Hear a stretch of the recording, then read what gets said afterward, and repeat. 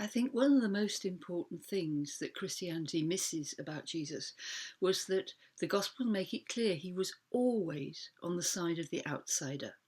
He was on the side of the poor, the ones with mental health issues, which in those days they called demons, the sick, the outcast, the women, and even the enemy.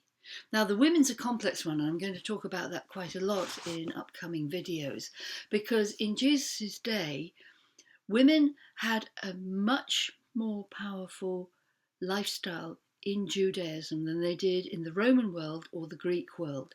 It wasn't that much compared to how we know it now, but Jewish women were much more empowered. However, they were still at the back of the bus. Now, I know they didn't have buses then, but it's just a phrase.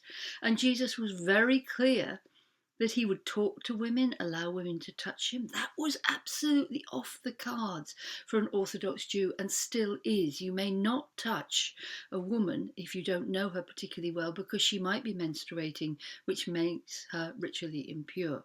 Whatever you think about that, that was the way it was. And an awful lot of the problems we have with the Gospels is that we don't read them in the cultural and social, economic style of the life that they were living back then. We read them from our 20th, 21st century mindset. And of course, they don't work very well that way. But when we go back into the culture, it's really revelatory. Now, Jesus was on the side of everybody except the people in authority. The only people he actually told off were the Pharisees and the Sadducees, who were the sort of priestly types. They weren't actually priests, but they were further up the social scale, as it were. And the most phenomenal thing that Jesus did, literally, I think it's the most phenomenal thing, was he healed the centurion's servant. Now, we're not actually sure whether it's the centurion's servant or his son, and it's even possible that it was the centurion's gay lover or catamite. The word is very, very indistinct, and of course we are talking about New Testament Greek, which is edit after edit after edit after edit. We've got very little of what Jesus would actually have said because he would have spoken in Aramaic. However, the centurion, who is, let's face it, an officer in the invading army of occupation. So right now that would be a Russian in the heart of Ukraine.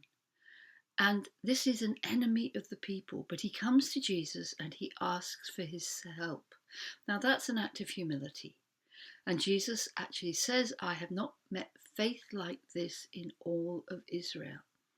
And of course, Jesus was the one who said, love your enemies. We have to be really, really grateful he didn't say like them, because that would be impossible. But you can love the soul in another person. And if you read the Gospels, you'll know that Jesus was on the side of all the people that right-wing Christianity isn't.